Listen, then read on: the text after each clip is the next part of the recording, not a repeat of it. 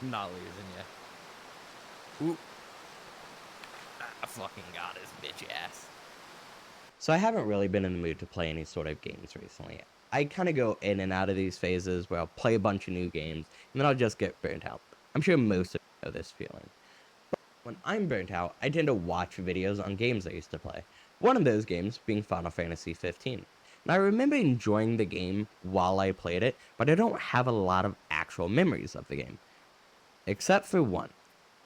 I remember the fishing. I remember spending hours fishing in that game because I don't know what it is, but fishing in video games makes my brain go burr. Alright? It just sends all the fucking dopamine to my head. But the biggest issue is I think a lot of fishing games suck. I think there's no great fishing because they can't find that fine line between being too realistic and too arcadey.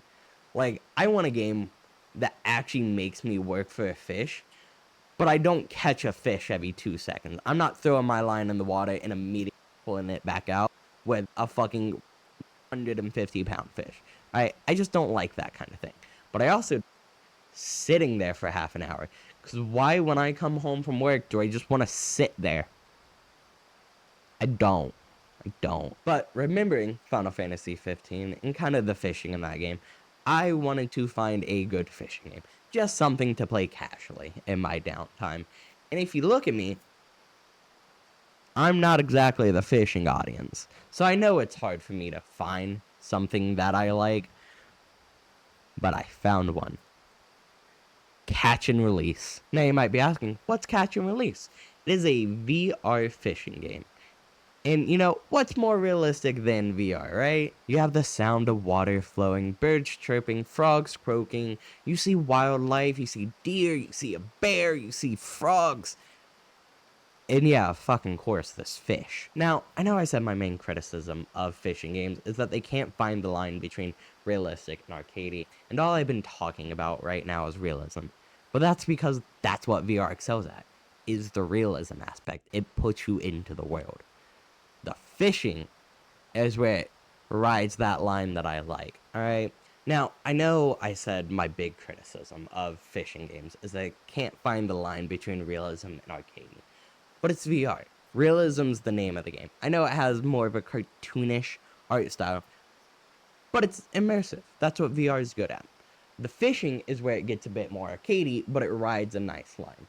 You know, I'm not sitting there waiting for an hour, but I'm not just throwing the line and immediately reeling in a fish.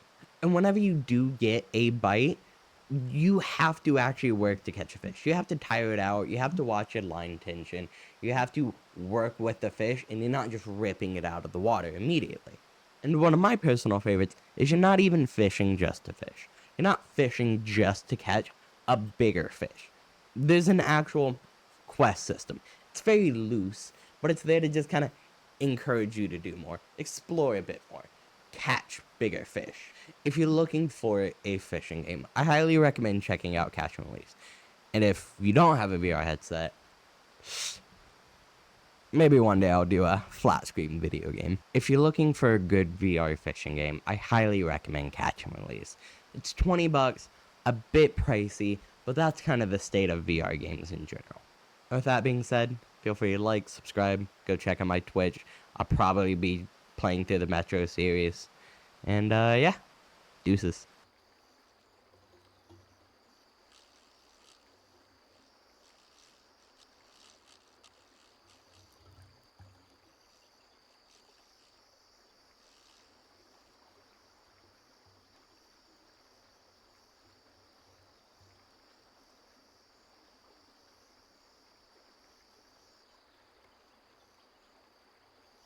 Him. Let's go. Let's fucking go. Let's fucking go. Holy shit.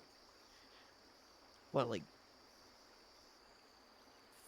4 feet?